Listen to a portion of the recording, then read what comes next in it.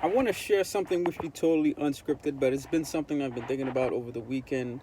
I've heard a couple sermons around that subject and read a couple scriptures around it, but it's really going around to why. It's like, why do you have to live? Why do you have to keep doing the things you have to do? Why do I have to go to work? Why do I have to wake up in the morning? Why do I have to build a business? Why do I have to try to invest? Why do I have to think about the long term future? Why can't I just, because we're all gonna die someday, why can't we just let it be? Let everything that's meant to happen happen.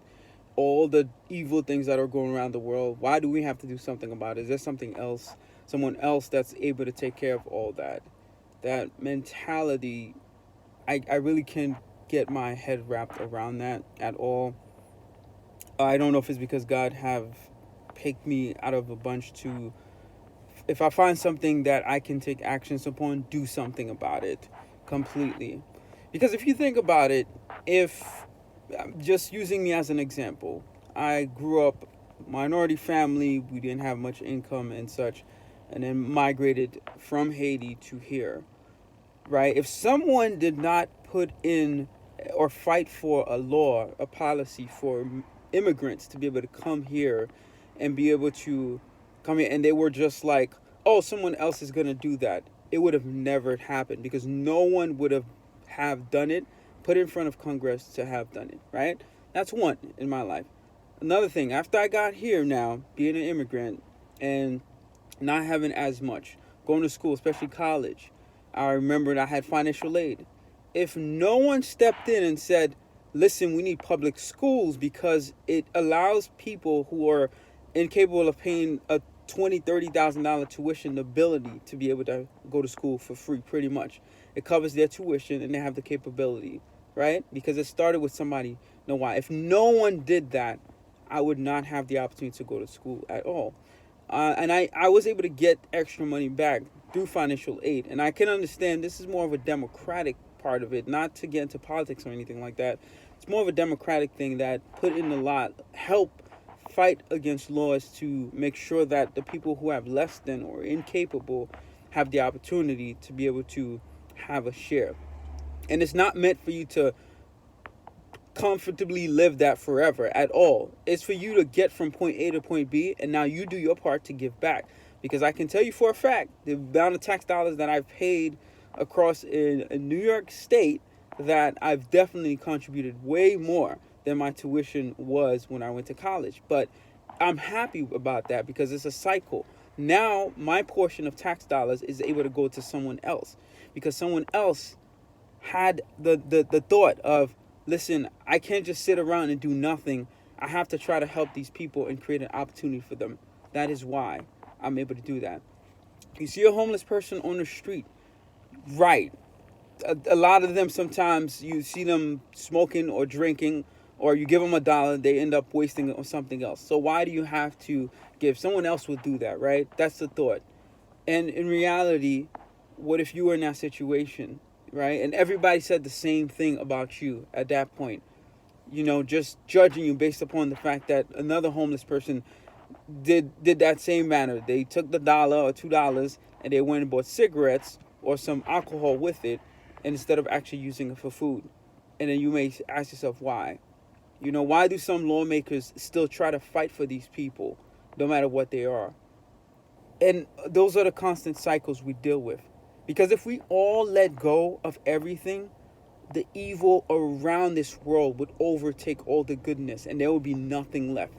And that is why you have to keep trying to put up a fight against a lot of the evils, the things that you don't agree with in this world. You have to try to strive through and do something about something that bothers you, that convicts you in your heart, and it bothers you so much. It's important to you. Don't sit around and be like someone else is going to do that. You do your part because God put us on this earth for a purpose. When Jesus Christ was on this earth, he bowed down, he lowered himself so much, right? It was God in the flesh. It just manifested as a man, as Jesus, and he didn't have to put up with so much stuff, but he was so humbled. If he could do that, because he could have been the same way. It's like, why am I going to help this person, the blind, see? Why am I going to get this person heal from their sickness. So many miracles that Jesus did. Why? But if he didn't do that, a lot of the evils would have unraveled to this world. There wouldn't have been that pushback, because there's a fighting force that we're fighting against every single day, and you got to choose which side you want to fall into, right?